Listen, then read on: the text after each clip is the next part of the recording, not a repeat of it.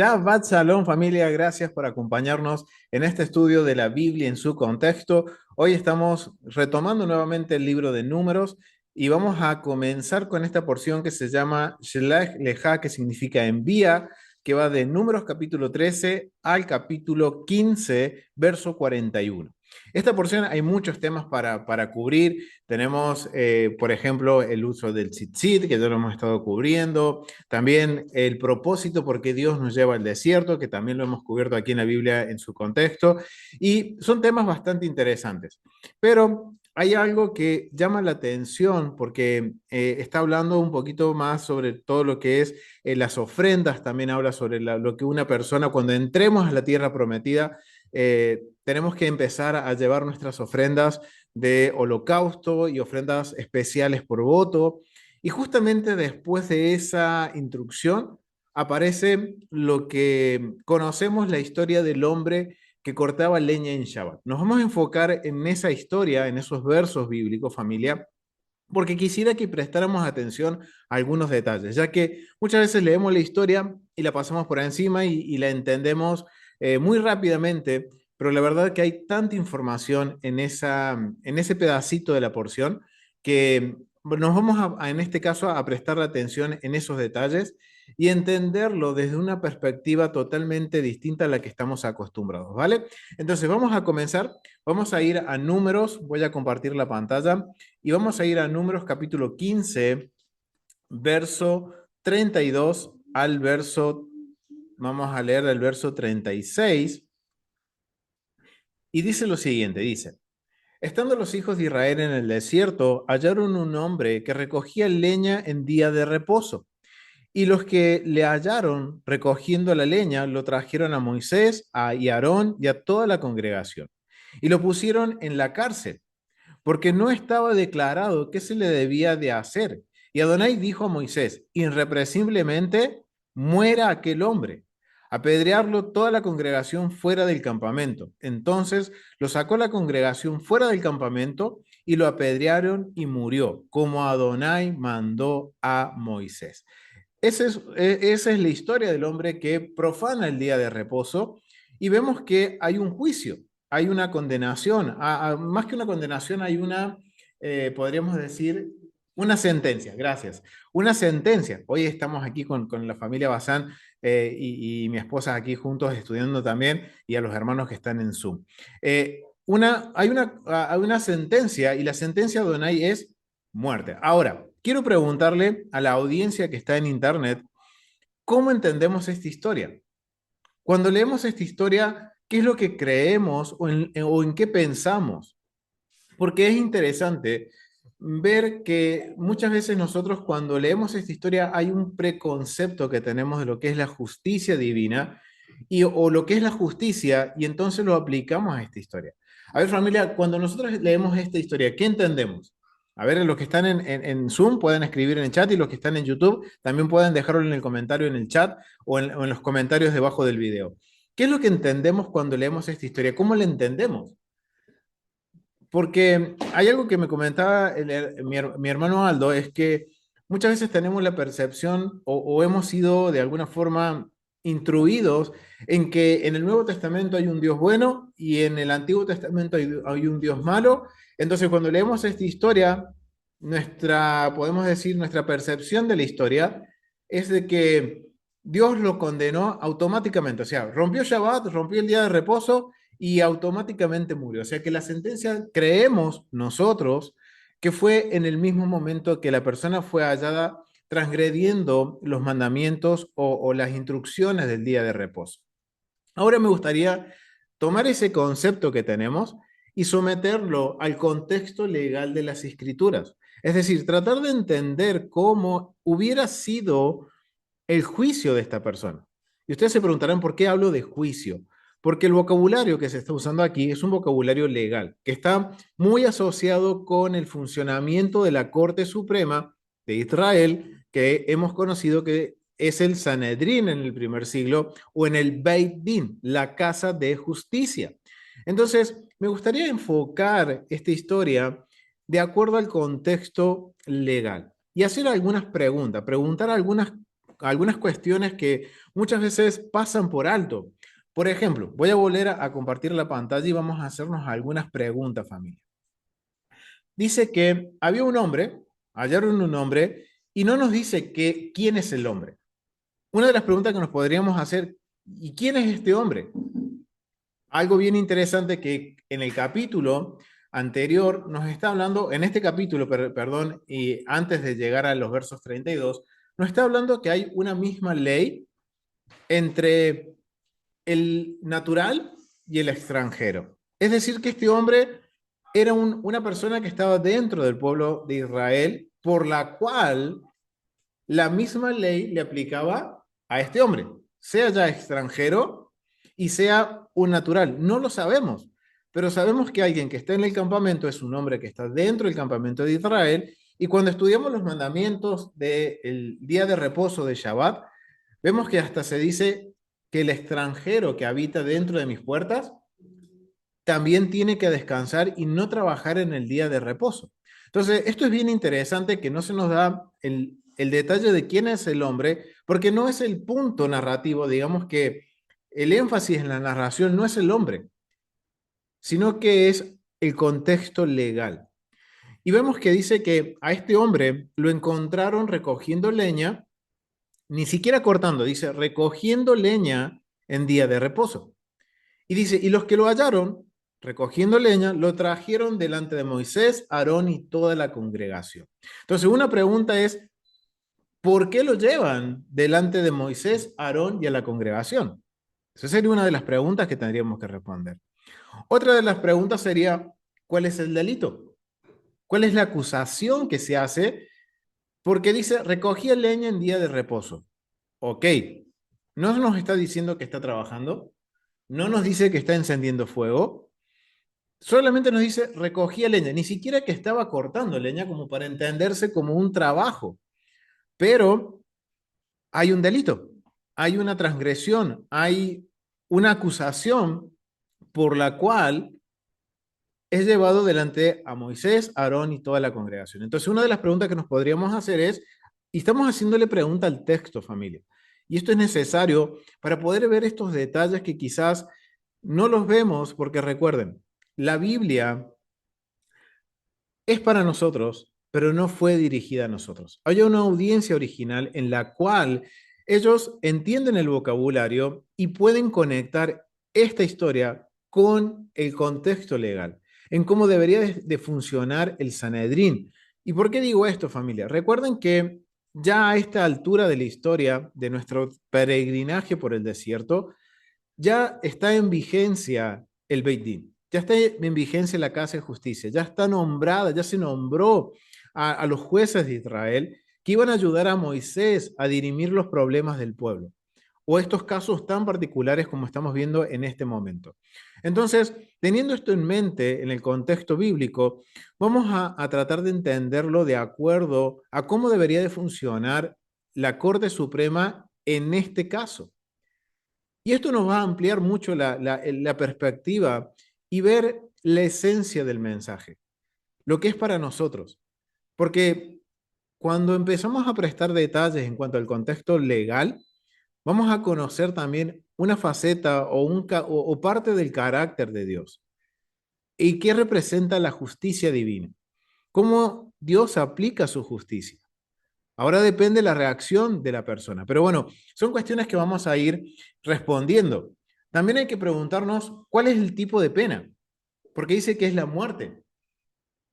Esa pena es de muerte, ok, es una pena capital, pero sabemos que en la Biblia hay tres tipos de pena capital. ¿Cuáles son los tres tipos de pena capital que existen en la Biblia? A ver, pueden dejar aquí en el chat y aquí a la familia le pregunto, ¿cuáles son los tipos de pena capital que existen en la Biblia? No, no, la pena. Lapidación. ¿Cuál es otro?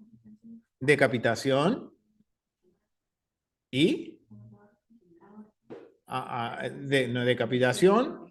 eh, decapitación. Tenemos lapidación y también la persona cuando es quemada. Ahora, la pregunta sería, ¿por qué en este caso se escoge la lapidación y no la decapitación? Esa es una pregunta válida que tenemos que hacernos, familia. Porque dependiendo, en el contexto legal, dependiendo cuál sea la transgresión, es la sentencia. Si es una pena capital por decapitación o por, podemos decir, por quema, que se quemaba la persona, o, o también era por, en este caso, lapidación. Entonces, es algo que tenemos que tener en cuenta y cosas que tenemos que preguntarle al texto para poder profundizar un poquito más en estos detalles. Entonces tenemos aquí algunas preguntas para responder, pero una de las preguntas más importantes es cómo era este proceso. Porque cuando nosotros leemos aquí el texto, pareciera que fue todo en el mismo momento, que lo encontraron en el desierto recogiendo leña, los testigos, porque hay testigos, porque dicen los que lo hallaron recogiendo son testigos que lo encontraron haciendo este acto, que de acuerdo a lo que nos dice la historia está prohibido, y lo traen a Moisés y Aarón. Lo presentan delante de los jueces, porque está hablando de Moisés y Aarón, y entonces aquí yo preguntaría, ¿a cuál de todas las cortes lo trajeron? Porque recuerden que el Sanedrín había una corte de 3 jueces, 23 jueces y de 71 jueces. Ahora, si yo conozco el contexto legal, yo sé que va a haber una de las dos principales, que es el de 23 o el de 71. Ahora, tengo que investigar por qué y a dónde lo llevaron. Y todo esto tiene que ver con el proceso. Y en el proceso vamos a encontrar algunos detalles que el texto no lo dice, pero es el procedimiento que se debía seguir en el caso de una persona que en este caso está transgrediendo el Shabbat, el día de reposo, por recoger la leña. Y vamos a aprender algunos aspectos importantes del carácter de Dios. Así que quiero invitarlo, familia, a que podamos investigar un poquito más. Y vamos a ir respondiendo a algunas preguntas. Por ejemplo, ¿a qué Corte Suprema lo llevaron? ¿A cuál de las cortes lo llevaron? Si nosotros vamos al Tratado Sanedrín, y yo los invito a que tengamos el Tratado Sanedrín a mano, aquellos que lo tengan en la Mishnah, que podamos entender algunos aspectos. Algo también interesante que a mí me llamó la atención fue de que dice que como no sabían qué hacer, lo encontraron, lo llevaron adelante Moisés y Aarón y la congregación, y dice que lo pusieron en la cárcel. Es decir, que ese vocabulario nos tiene que dar a entender que no fue una sentencia inmediata. Hay algo que está sucediendo ahí.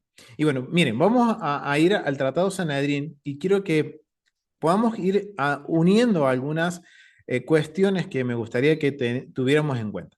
Primero, hay dos Sanedrines, es el de 23 y el de 71, que va a estar dirimiendo penas capitales. Pena capital se entiende como pena de muerte. Entonces tenemos, por ejemplo, el Sanedrín de 23 que va a dirimir delitos de pena capital que están más relacionados con cuestiones personales. Cuando la persona comete una transgresión a nivel personal y la pena de lo que hizo es la muerte, ya sea por lapidación, ya sea por ahorcamiento o decapitación, o porque tiene que ser quemada la persona. Pero el de 23, los 23 jueces que estaban compuestos por sacerdotes, levitas y miembros de Israel, ellos tenían que dirimir estos casos. Pero también tenemos otro tribunal que es el Tribunal de 71.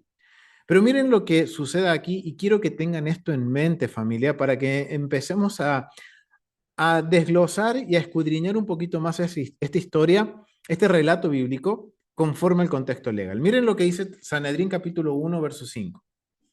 Y está hablando de las funciones de lo que es podríamos decir, Sanedrín de los 71 jueces. No se puede juzgar a una tribu, ni a un falso profeta, ni a un sumo sacerdote, a no ser por un tribunal compuesto por 71 miembros, que es el Sanedrín en Jerusalén. No se sale a guerra voluntaria a no ser por una sentencia de un tribunal de 71 miembros. No se puede alargar la ciudad de Jerusalén ni los atrios del templo a no ser por que haya una intervención del Sanedrín de 71 miembros. No se puede establecer Sanedrines para las tribus a no ser por esta Corte Suprema de 71. O sea, miren, aquí estamos viendo algunas funciones. Después tenemos, miren esto, aquí hay algo bien interesante que, perdón, aquí lo voy a buscar.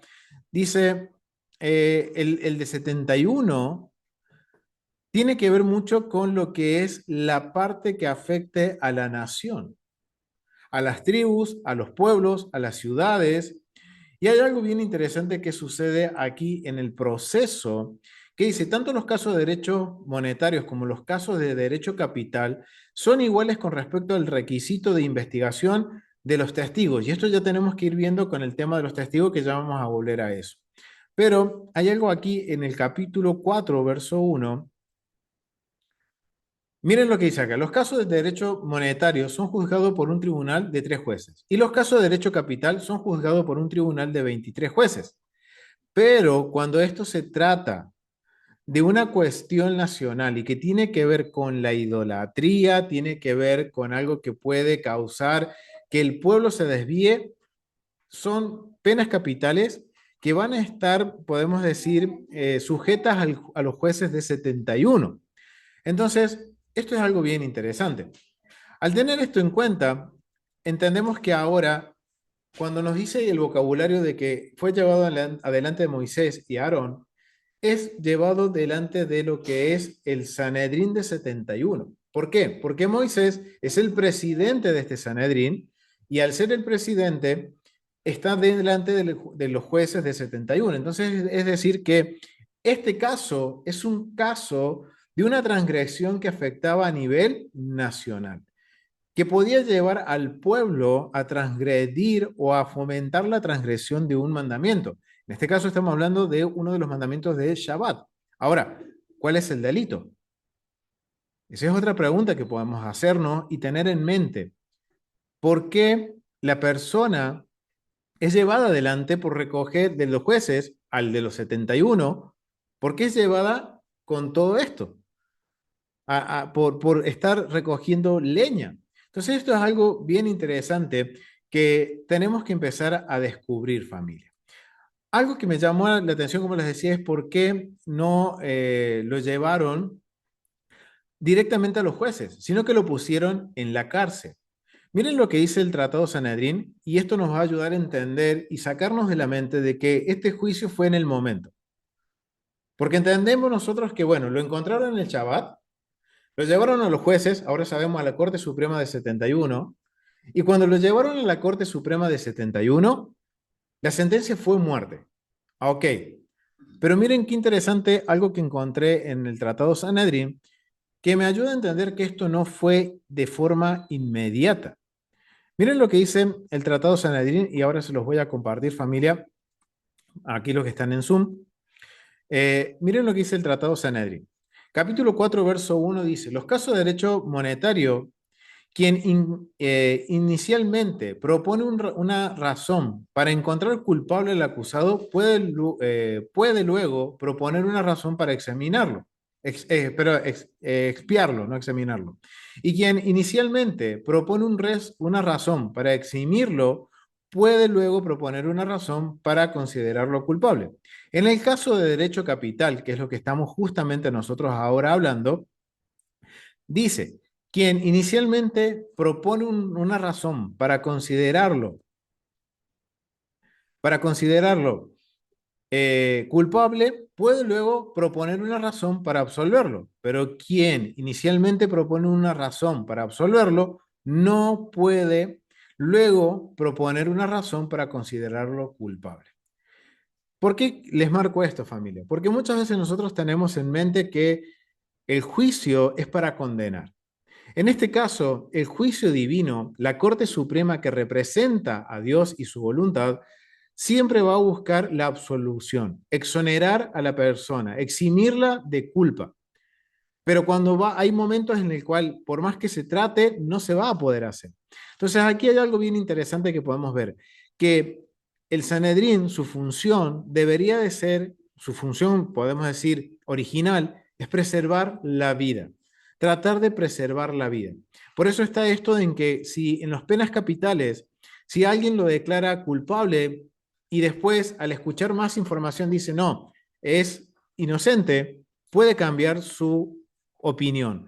Pero si dice en un principio, es inocente, pero después considera que es culpable, no lo puede hacer. Pero hay otro dato interesante aquí. Dice, en el caso de derecho monetario, el tribunal juzga durante día y puede concluir la deliberación y emitir fallo incluso por la noche. En los casos de derecho capital, es decir, pena de muerte, el tribunal juzga durante el día, no puede juzgar durante la noche y incluye la deliberación y emite el fallo solo durante el día. Es decir, que mínimamente sabemos que esta persona fue culpable, entonces mínimamente son 2 días entre que es procesada en el juicio a que se da la sentencia. Pero miren aún más interesante esto que dice el Tratado Sanedrín. En los casos de derecho monetario, el tribunal puede concluir las deliberaciones y emitir el fallo el mismo día, ya sea para eximir al acusado o para condenarlo. En los casos de derecho capital, el tribunal puede concluir las deliberaciones y emitir el fallo el mismo día para absolver al acusado, pero debe esperar hasta el día siguiente para considerarlo culpable. Por lo tanto, dado que los casos capitales pueden durar 2 días en dar la sentencia, el tribunal no juzga casos de derecho capital en ciertos días, ni en la víspera de Shabbat, ni en la víspera de una festividad. Ahora podríamos entender con la evidencia legal que cuando nosotros leemos que fue puesto en la cárcel, que como dice aquí, que fue puesto en la cárcel porque no estaba declarado lo que se debía de hacer con él, ¿será posible de que como era Shabbat no pudieron empezar el juicio hasta el primer día de la semana? O sea, que quiere decir que esta persona la encontraron, o sea, se le encontró recogiendo leña en el día de reposo, los testigos la llevan delante de los jueces, pero como era Shabbat, recuerden que dice, lo encontraron recogiendo leña en el día de reposo y lo que lo hallaron lo llevaron a Moisés y a Aarón y a toda la congregación, es decir, a los jueces. ¿Será posible que está en la cárcel no solo porque no se sabía cómo lidiar con este problema, sino no será porque era Shabbat y en Shabbat no se puede juzgar?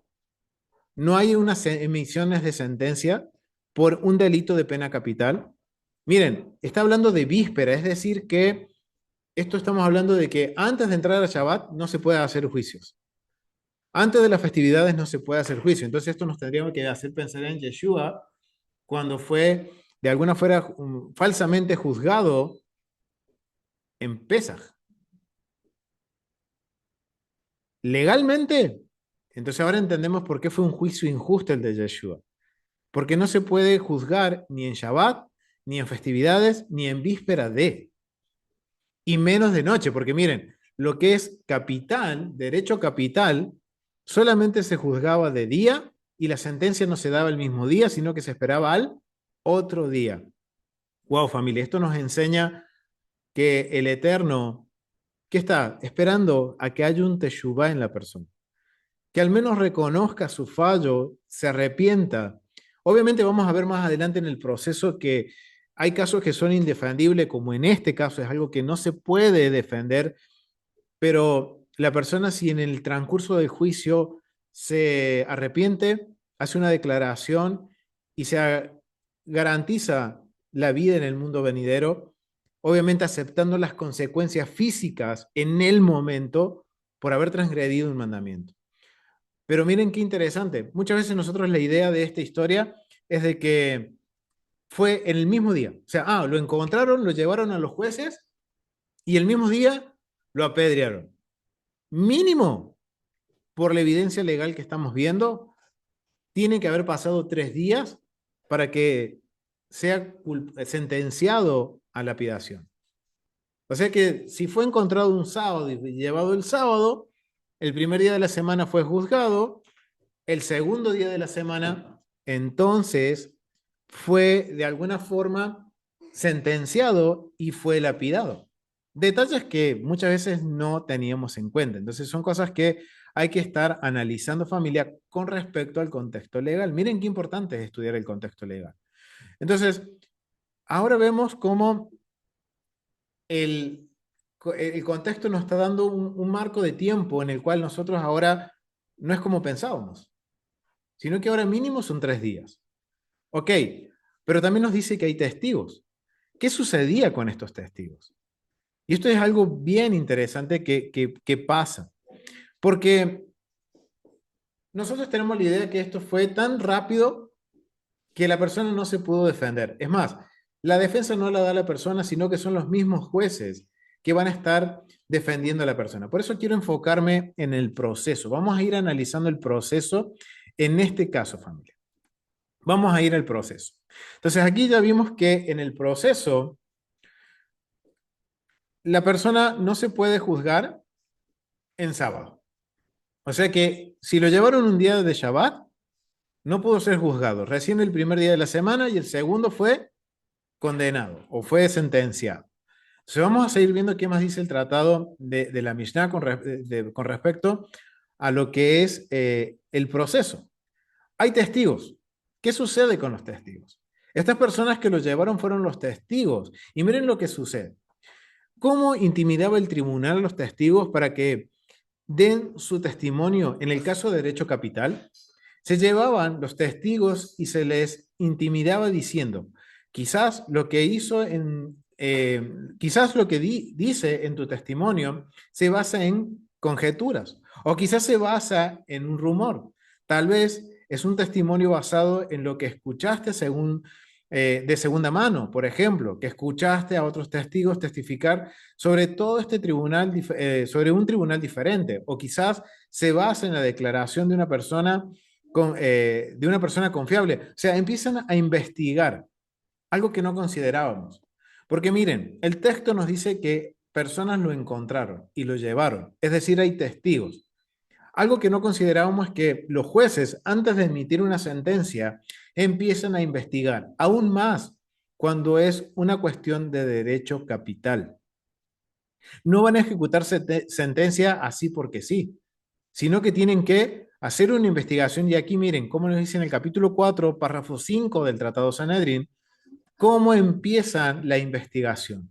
Empiezan a preguntarle a la persona, a estas personas, y pongámonos en situación, los que lo llevaron, y le van a empezar a preguntar, ¿ustedes están seguros? ¿Lo vieron? ¿O es que lo escucharon? ¿O es que alguien les comentó y era una persona confiable? ¿Por qué? Porque empieza la investigación. Capítulo 5 habla justamente de los testigos. Dice, el tribunal les dice, miren lo que les dice a estos testigos, porque miren que hay personas que los llevan. Ahora estamos entendiendo que estas personas que los llevan, no solo fue Moisés y Aarón, acá le traemos a este hombre que estaba juntando leña en en el desierto, en el día de reposo, sino que ahora las personas que llevan a este hombre son sometidas a una investigación y la investigación consiste en esto. Dice, debes saber que las cosas de derecho capital no son como los casos de derecho monetario. En los casos de derecho monetario, una persona que testifica falsamente, provocando que el dinero se entregue a la parte equivocada, puede devolver el dinero al dueño correcto y su pecado queda expiado. Pero en los casos de derecho capital, si alguien testifica falsamente, ahora entienden por qué era tan importante para los jueces, antes de emitir una sentencia, investigar qué es lo que había sucedido. La sangre del acusado y la sangre de su descendencia, que no tuvo el mérito de engendrar, se atribuye al testimonio del testigo por toda la eternidad. La prueba de esto lo encontramos en el caso de Caín. Y ahí sí empiezan a como a disuadir a los testigos para saber si los testigos están dando un falso testimonio o no. Eso es algo bien interesante. Y citan la historia de Caín. ¿Por qué? Porque dice que Abel, la sangre de Abel, va a proclamar la justicia. Pero cuando en el hebreo, como dice aquí el tratado, dice que en el hebreo se ve que habla en plural. Es decir, que, como dice, por eso los confrontan a los testigos diciéndole, mira, si esto es un falso testimonio y estamos condenando a una persona inocente, esta sangre va a caer sobre ti y no solo la sangre de la persona, sino que de toda su descendencia va a clamar por justicia. ¿Qué es lo que sucede con Caín? Entonces, miren cómo el procedimiento de disuasión para investigar no solo es conocer los hechos, sino que también asegurarse que realmente, y vamos a tomar este caso, la persona que lo hallaron y lo llevaron delante de Moisés y Aarón y de la Corte Suprema, son realmente testigos verdaderos, para no hacer una falsa acusación. Miren lo que dice el capítulo 4.5. La Mishnah señala alternativamente la frase la sangre de Mei de tu hermano. O sea, está hablando del caso de Caín.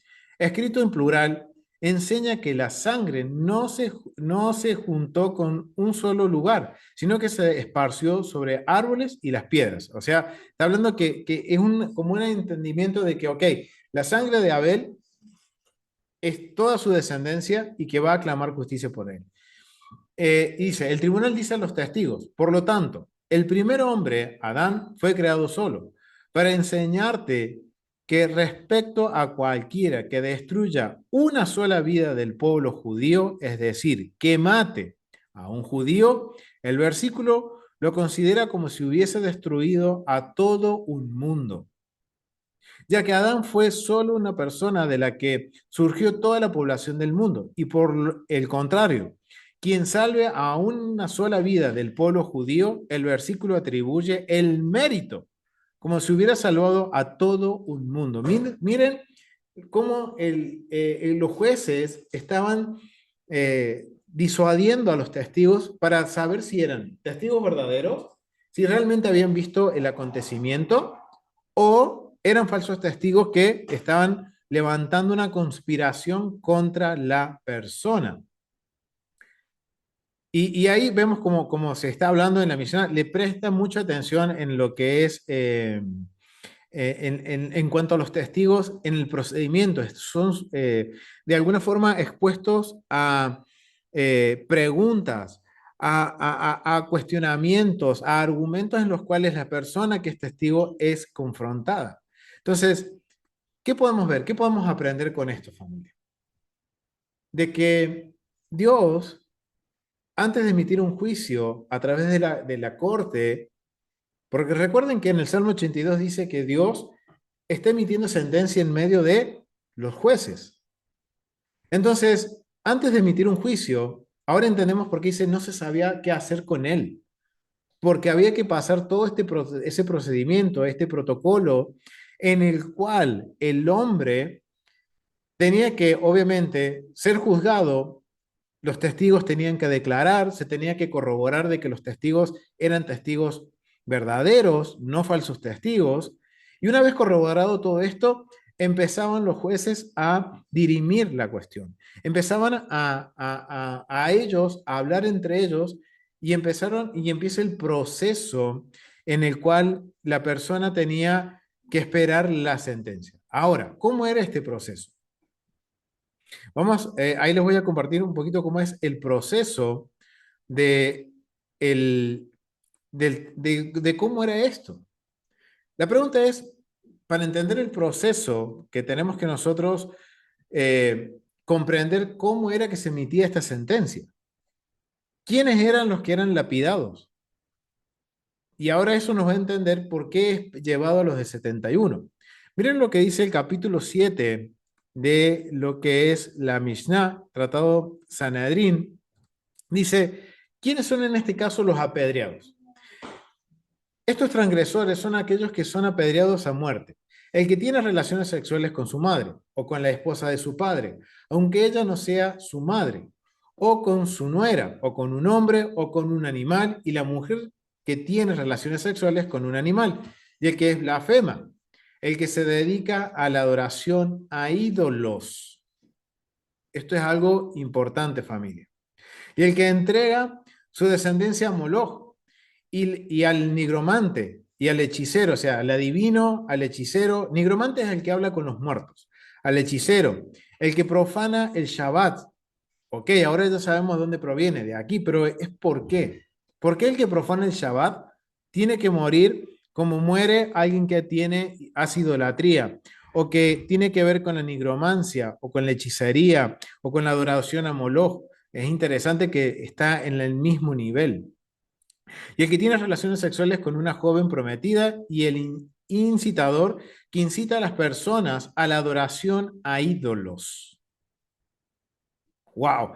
Esto era juzgado por el de 71, lo que era idolatría y lo que era la adoración a Moloch, al nigromante, el hechicero, eh, el que incita a las personas, al pueblo, a la idolatría, también era sujeto a la Corte Suprema de 71, y el subvertidor, quien incita a toda una ciudad a la adoración a ídolos, y el brujo y el hijo terco y rebelde eran presentados a lo que es a la Corte Suprema de 71 jueces.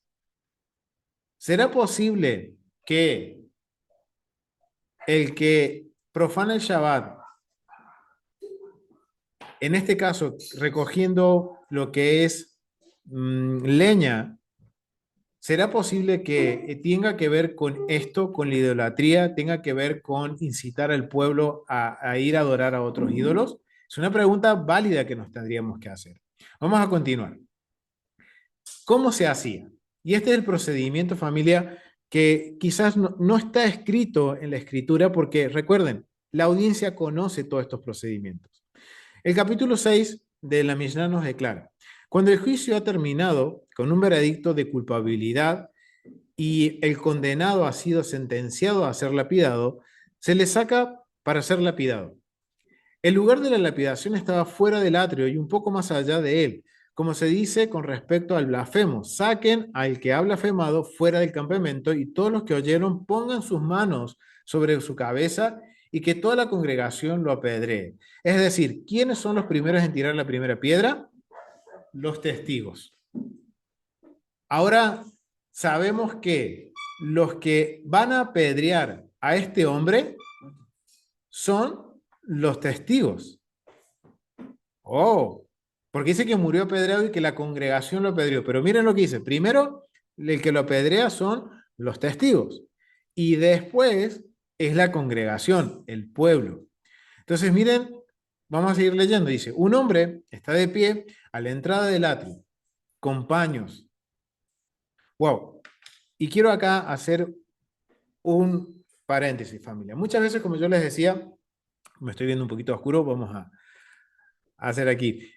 Como yo les decía, muchas veces nosotros el juicio que tenemos de alguna forma que estamos entendiendo es muchas veces una condenación, y que los jueces sirven para condenar. Ok, esa es nuestra perspectiva occidental, en nuestra perspectiva sujeta a lo que se nos enseñó en el sistema religioso, en que en el Antiguo Testamento hay un Dios malo que condena, que juzga, que da este tipo de sentencias. Es un Dios malo, mientras que en el Nuevo Testamento tenemos un Dios bueno. Pero cuando ahora yo empiezo a prestar detalles, miren lo que va a suceder en este proceso y lo que vivió esta persona. Muchas veces no nos ponemos a pensar cómo fue este proceso. Y vemos que primero no fue en el momento. Mínimo, entre que lo encontraron y fue sentenciado, pasaron 3 días. O sea que la persona tuvo, podemos decir, un tiempo para arrepentirse, un tiempo para reflexionar sobre lo que hizo. Y obviamente va a tener que lidiar con las consecuencias, pero él puede de alguna forma conseguir que, en este caso, que era sí o sí una muerte por transgredir este mandamiento, eh, la persona puede haber rectificado para el mundo venidero. Tenía tiempo 3 días, pero hasta en el mismo proceso de lapidación la persona tenía la oportunidad de arrepentirse. Si en esos 3 días no se arrepintió, miren lo que va a suceder durante el proceso, algo que no considerábamos y que pensábamos que la persona fue condenada en el momento. Miren lo que dice capítulo 6, verso 1. Dice: cuando el juicio ha terminado con un veredicto de culpabilidad y el condenado ha sido sentenciado a ser lapidado, se le saca para ser lapidado y se lo saca fuera del campamento basado en Levíticos 24:14. Un hombre está de pie, miren lo que dice, un hombre está de pie a la entrada del atrio, o sea, en el templo, con paños en sus manos, y otro hombre está sentado en un caballo a cierta distancia de él, pero donde todavía puede verlo. Si uno de los jueces dice, ¿puedo enseñar una razón para absolverlo? El otro, es decir, el hombre del lienzo, agita los lienzos como señal al hombre del caballo. Y el caballo corre tras los agentes del tribunal que conducen al condenado a su ejecución. Y él los detiene y esperan hasta que el tribunal determine si el argumento tiene o no fundamentos. ¿Qué quiere decir esto, familia? El Sanedrín no estaba conformado para juzgar y condenar, sino que tenía que primero procurar la absolución de la persona. Si llegaba un caso en el que la persona no se arrepiente, es un caso indefendible como este caso, hay una oportunidad de que alguien pueda presentar. Si los jueces no encontraron ninguna cuestión para absolverlo, van a dar una oportunidad a que alguien del pueblo diga, mientras es llevado a la ejecución, diga, yo sí tengo un argumento para exonerar o para detener la ejecución de este hombre.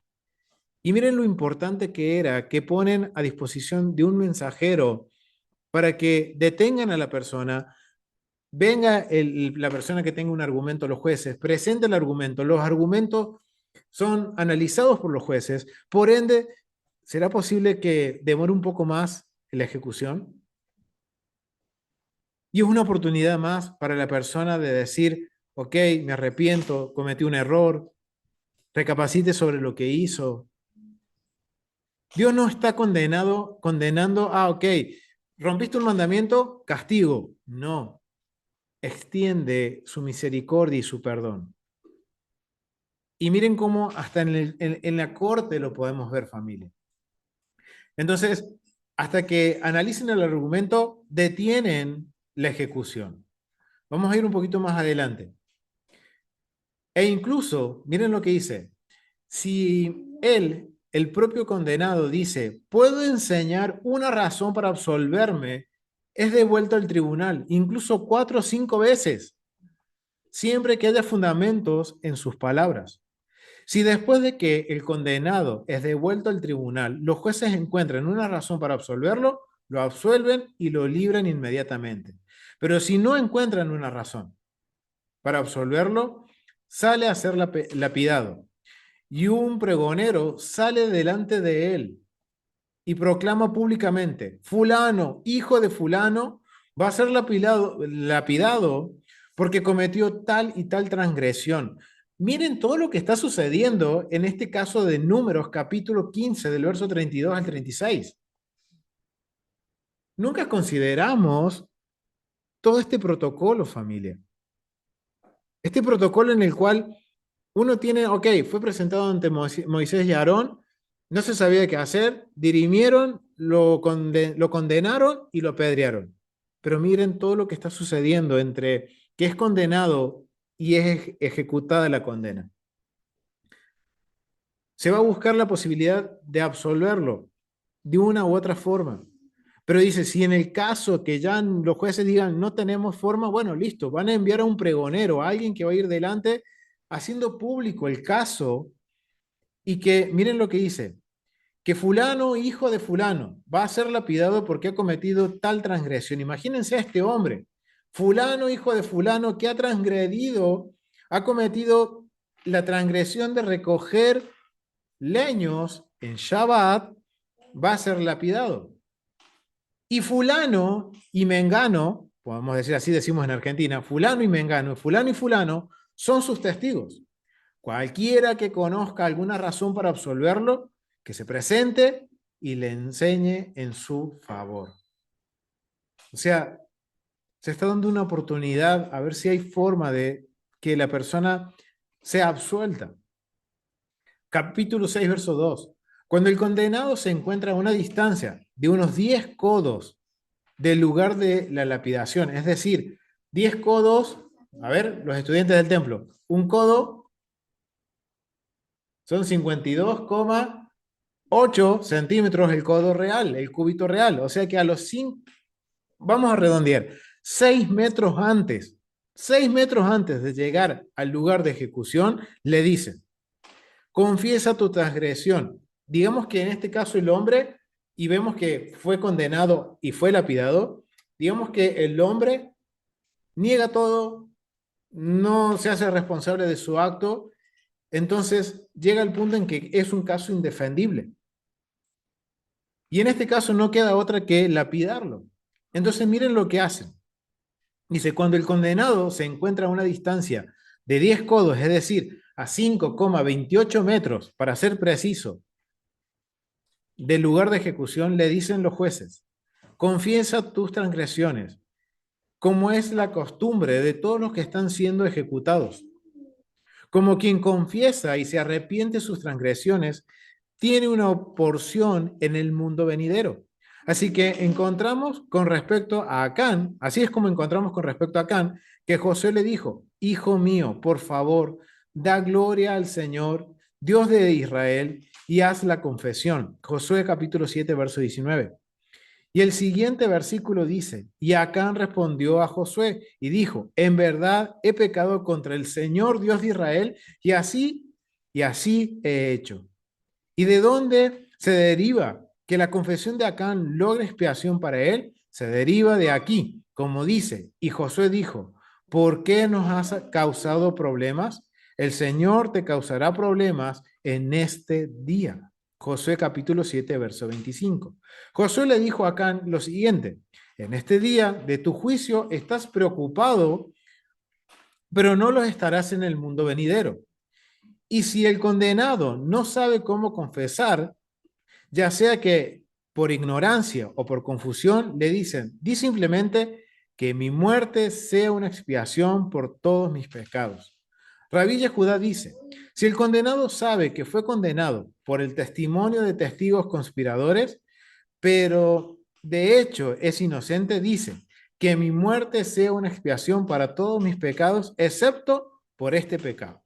Los sabios que discrepan con Rabí Yehudá le dijeron, si es así, cada persona que esté siendo ejecutada dirá esto, para limpiarse ante los ojos públicos. Por lo tanto, si el condenado no hace tal declaración por sí mismo, el tribunal no se le sugiere como una alternativa. Es decir, que la persona va a decir, ok, mi muerte, si no sabe la confesión, va a decir, mi muerte sea expiación porque por todos mis pecados. Y eso le garantizaría una porción en el mundo venidero. Es decir, que hasta el último momento Dios está procurando la vida. ¿Pero qué vida? La vida en el mundo venidero. Nos tiene que hacer un poquito de esto de recuerdo a la vida eterna. Que obviamente, sí, Aldo. Lo que está con Yeshua en la cruz. Exactamente. Aldo, no sé si escucha, dice de lo que es el que estaba en la cruz con él, que hace algo similar. El vocabulario es muy similar. ¿Será posible, y aquí voy a abrir un paréntesis, será posible que ahí Yeshua está marcando un precedente contracultural, marcando una diferencia entre lo que es el juicio divino del Dios de Israel con el juicio del César, que no garantizaba la vida eterna, sino que era una condenación a muerte? En cambio, el Eterno, a través de su juicio divino, aseguraba la vida eterna por el vocabulario que usa Yeshua. Es algo interesante que ahora estamos entendiendo y los invito a que escudriñen y estudien el Tratado Sanedrín.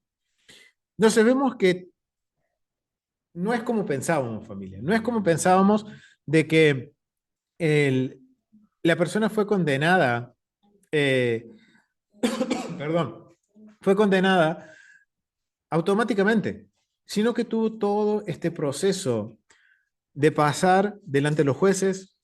Primero, si fue un día de Shabbat, no pudo ser condenado, tenía que esperar el otro día. Como lo encontraron culpable mínimo, la sentencia se dio el segundo día, o sea, es decir, pasaron 3 días.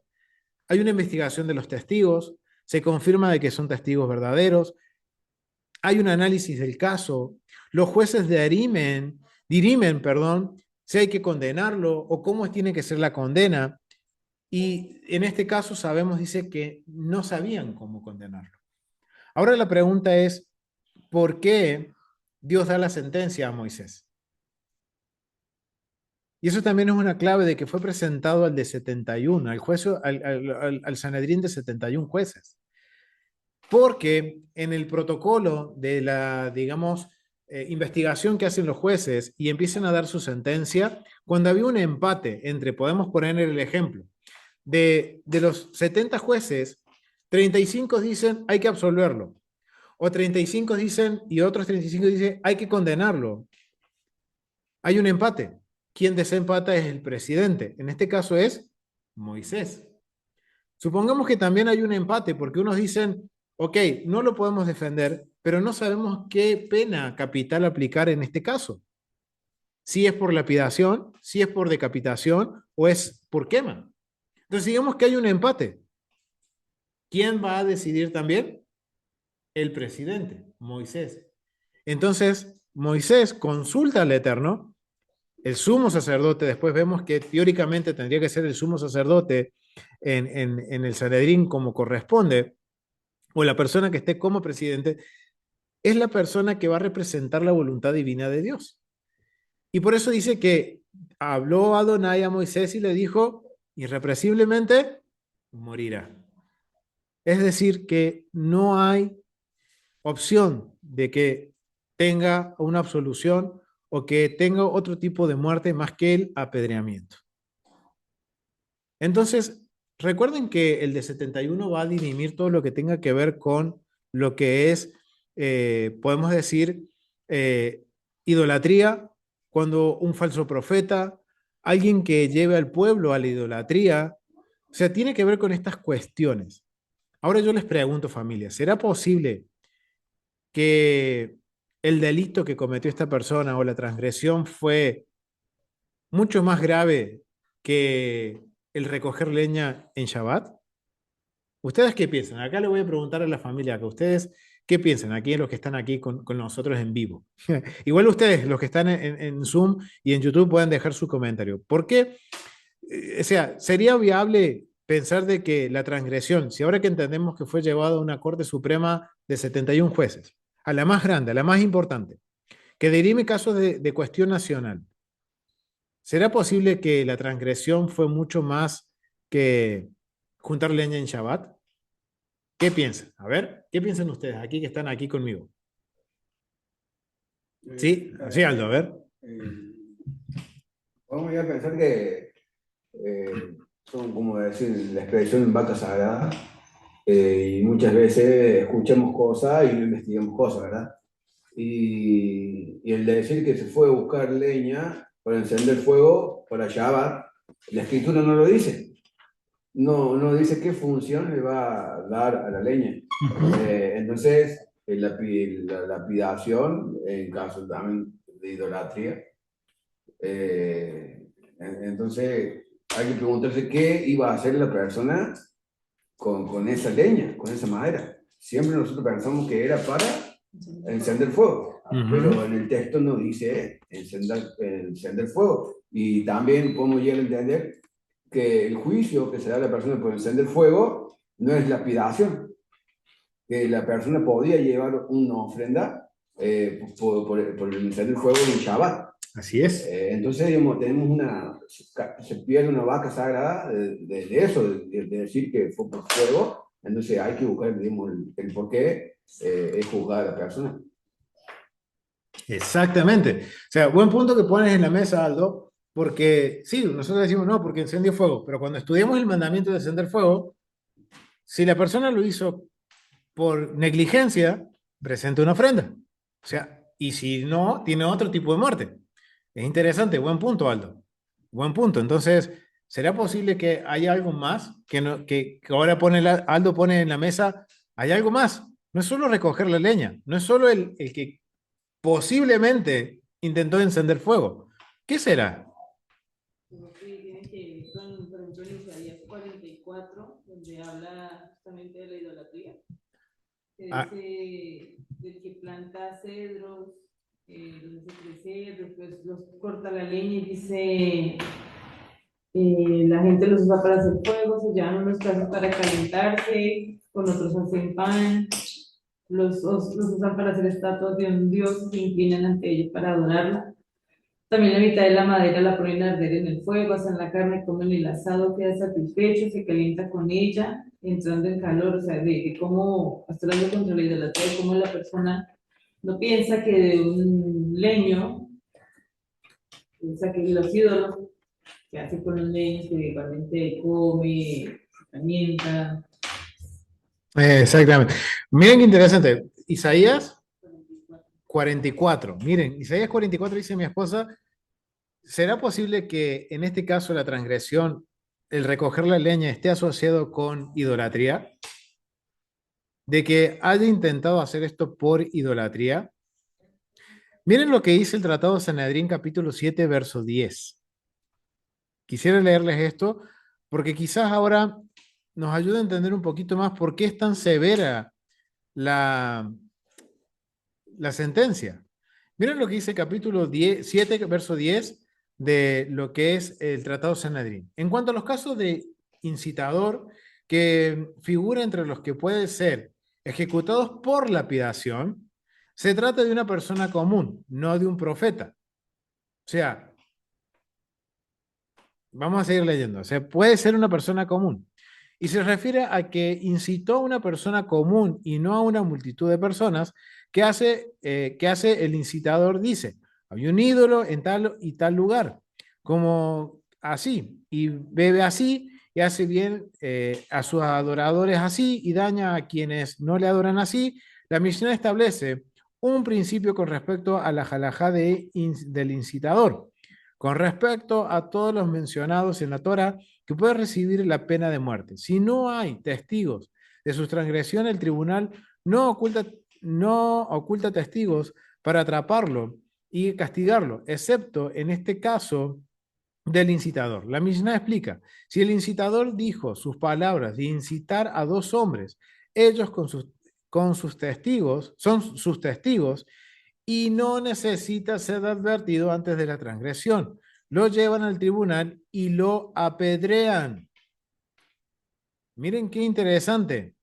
Si dijera sus palabras de incitador a un solo hombre, el testimonio de ese hombre no sería suficiente para que el incitador fuera ejecutado. O sea, ¿será posible que esta persona, el acto de juntar leña, esté asociado, como dice en Isaías, que tiene que ver con la adoración a ídolos y la fabricación de ídolos, que ahora dice que lo llevaron, dice que habla en plural, y dice que cuando esta persona se considera un incitador, lo llevan al tribunal, es decir, los mismos testigos tienen que llevarlo al tribunal y presentarlo delante de los jueces y dar testimonio. ¿Será posible que este es el delito por el cual la persona es condenada? Miren qué interesante, cómo empezamos a analizar este caso de acuerdo a lo que es la evidencia legal de lo que es cómo debe funcionar el Sanedrín. Entonces, es bien interesante ver todo esto, familia, ver cómo ahora podemos rellenar los espacios vacíos de esta narración y entender un panorama completo de cómo fue el procedimiento de juicio de esta persona. Y al entender la evidencia legal que tenemos, la evidencia que tenemos de cómo funcionaba el Sanedrín, entonces ahora entendemos que obviamente sí hubo una sentencia de muerte porque la persona o no se arrepintió o directamente lo que hizo, adorar, y miren, incitar a adorar ídolos en Shabbat a otros, es una pena grave, familia. Por ende, no tiene una justificación para absolverlo, pero se le da la oportunidad en todo momento, en el proceso, a que la persona se arrepienta y se asegura que sea parte o porción en el mundo venidero si tiene un verdadero arrepentimiento. Wow, familia, cosas que no considerábamos y muchas veces decíamos, oh, el Eterno lo condenó rápidamente. Y no, hubo un tiempo, pasó un tiempo. Y miren familia, esto nos marca la necesidad de poder eh, estudiar y comprender el contexto legal, familia. Porque ahora empezamos a entender cosas como el carácter de Dios. Dios no quiere ir condenando a los que transgreden, sino que como un buen padre va a corregir, sí, pero va a tratar de que la persona se arrepienta, corrija y vuelva al camino. En este caso, por lo que vemos, de acuerdo a la evidencia bíblica, muy probablemente la persona, el recoger leña, lo asoció con fabricar ídolos o leña para fabricar ídolos. Intentó incitar a otros, a más de una persona, por lo cual dice que lo tomaron y lo llevaron, de acuerdo a lo que nos dice el Tratado de Sanedrín, es lo que debía de suceder ante los jueces, y los jueces tener que empezar ahora a dirimir cómo iba a ser la sentencia. Y la sentencia fue lapidación. La misma sentencia que establece la Corte Suprema de 71 jueces para idólatras, para alguien que incita la idolatría a la multitud, para los falsos profetas. O sea, wow, familia. Va más allá de transgredir el día de reposo, sino que quizás, como hablábamos anteriormente con aquí cuando estábamos acá estudiando entre todos este tema, del sincretismo, del sincretismo. Quizás esta persona, sí, yo creo en Dios, en el Dios de Israel, pero también creo en los Baales. Entonces, ok, sí, guardo Shabbat, pero también tengo algunas cosas sincretizadas o mezcladas y que me llevan a adorar a otros dioses y hago que otros también hagan lo mismo. Algo interesante que deberíamos analizar. Eso es lo que se le dice teológicamente como los yavistas. Los yavistas dicen que son los que creen en Dios, pero también creían en Baal, en todos los dioses paganos. Era una mezcla. Quizás este era este tipo de persona. Y sí, creo en Dios, guardo Shabbat, pero también hago otras cosas que no debería de hacer como pueblo de Israel. Entonces, es algo interesante, familia, cuando empezamos a analizar todo esto y empezamos a entender algunos pormenores de esta narración bíblica. Por eso yo quiero invitarlos, familia, a que puedan escudriñar más sobre el Tratado Sanedrín. En el canal de YouTube tenemos una serie del Tratado Sanedrín, una introducción al tratado, ya que hay muchas cosas que tenemos que seguir aprendiendo, familia, con respecto al contexto legal. Y esto va a cambiar nuestra forma de ver el juicio divino. Porque muchas veces estamos acostumbrados, como les decía antes, a un Dios que va castigando porque transgredimos, entonces busca castigarnos. No. Cuando yo estudio el Tratado Sanedrín, me doy cuenta de que Dios no quiere castigar porque yo transgredí. Sí voy a tener que lidiar con las consecuencias negativas por mi transgresión, pero Dios siempre está poniendo la oportunidad de que uno se pueda arrepentir, de que uno pueda corregir, rectificar, cambiar, cosas que no considerábamos y que marcan un gran precedente, familia, contracultural, tanto en la época de cuando fue escrita la Biblia y en los tiempos modernos. Porque hoy nosotros tenemos esa percepción, esa cosmovisión de Dios, de que yo rompo un mandamiento y me castiga. Pues el castigo en sí son las consecuencias de mis malas decisiones. Pero Dios siempre en ese momento va a buscar la forma de que yo pueda reaccionar y corregir, cambiar y rever la situación. Wow, mucho por seguir aprendiendo, familia. La verdad que hay mucho por seguir escudriñando, pero más que nada, la idea era tomar estos pequeños versos, estos versos no pequeños, sino este fragmento pequeño de la porción y ver cuánta información nos falta, familia.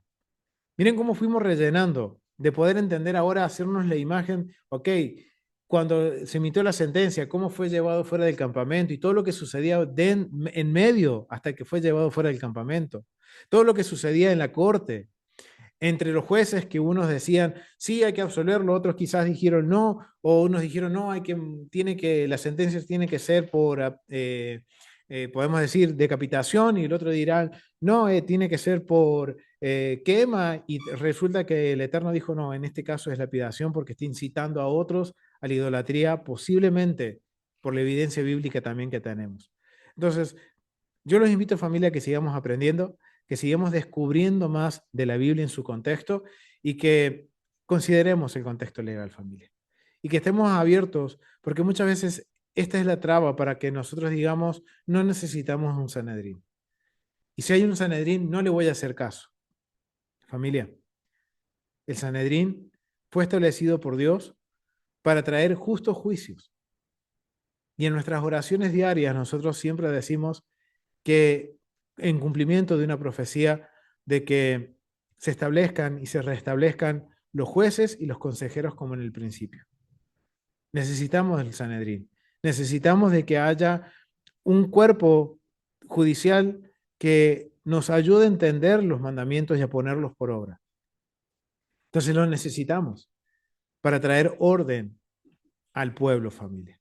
Así que yo los animo a que sigamos estudiando, a que sigamos aprendiendo y nos vemos en el próximo estudio del libro de Números. Y los quiero invitar a que se suscriban al canal, que le den like, que compartan los estudios. Son de gran ayuda, familia, porque nos permite seguir avanzando, seguir aprendiendo juntos, familia, en cuanto al contexto bíblico, al templo y la legalidad bíblica. Así que, familia, te invito a que te suscribas. Nos vemos en el próximo estudio. Shalom.